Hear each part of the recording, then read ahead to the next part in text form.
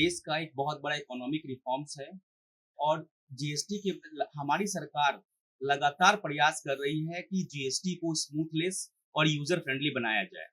GST का contributions day by day increase हो रहा है और जैसा कि हम जानते हैं कि इकोनॉमिक ग्रोथ के लिए बहुत अच्छा रोल प्ले कर रहा है और we can say GST is important pillar of the Indian economy.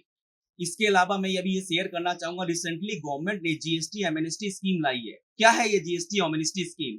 GST amnesty scheme को सेक्शन 128A के थ्रू इंट्रोड्यूस किया गया है। क्या हो रहा था कि इनिशियल 3 इयर्स 17, 18, 18, 19, 19, 20 के बहुत सारे लिटिगेशन के मामले पेंडिंग थे। इसको टेक केयर करने के लिए, लिटिगेशन के मामले को रिड्यूस करने के लिए सरकार ने जीएसटी एमनेस्टी स्कीम लाई है। इसमें अगर रजिस्टर्ड टैक्स पर्सन जो एलिजिबल है, कंप्लीट टैक्स का अगर पेमेंट कर देता है तो उसको कंप्लीट पेनल्टी एंड इंटरेस्ट का वेवर है। ये एक बहुत बड़ा वेलकम स्टेप्स है और रजिस्टर्ड टैक्स पर्सन के लिए बहुत अच्छी चीज है। अगर जो एलिजिबल टैक्स पेयर है उसका फायदा उठा सकते हैं। इसके अलावा मैं ये शेयर करना चाहूंगा, इससे लिटिगेशन के मामले भी बहुत रिड्यूस होंगे। इसके अलावा अगर डिजिटलाइजेशन की बात की जाए तो ई इनवॉइसिंग, ई वे बिल और अदर्स चीज भी जीएसटी डिजिटल माध्यम से आ रही है, जो कि एक सरकार का पूरा संदेश है डिजिटल माध्यम के थ्रू जीएसटी को लेकर। देखिए, GST is important pillar of the Indian economy, क्योंकि अगर आप देखें कि जीएसटी का contributions day by day increase हो रहा है और इकोनॉमिक डेवलपमेंट के लिए बहुत बड़ा रोल प्लेस कर रहा है। तो आने वाले समय में देखेंगे कि जीएसटी हम ये कह सकते हैं कि बहुत बहुत इंपॉर्टेंट स्तंभ है इकोनॉमी का। So it plays very vital role in development of our Indian economy. देखिए, जीएसटी फ्रॉड के बहुत सारे मामले सामने आए हैं, बट मैं आपको ये बोलना चाहता हूँ कि सरकार लगातार प्रयास कर रही है कि इसको कैसे कंट्रोल किया जाए और कैसे रिड्यूस किया जाए और कैसे नील किया जाए।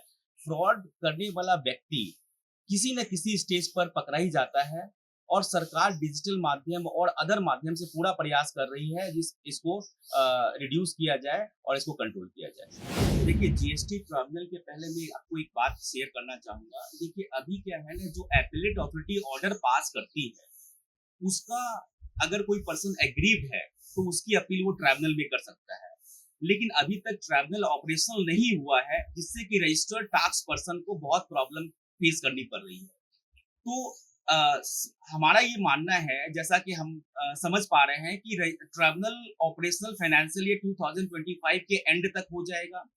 ट्रिब्यूनल के ऑपरेशन होने से बहुत सारे लिटिगेशन मामले जो पेंडिंग पड़े हुए हैं वो एक्सपीडिट होंगे और रजिस्टर्ड टैक्स पर्सन को भी फायदा मिलेगा और लिटिगेशन के मामले रिड्यूस होने से काफी चीजें आगे बढ़ेगी। तो हमारा ये मानना है फाइनेंशियल ईयर 2025 के एंड तक ये ऑपरेशनल हो जाएगी।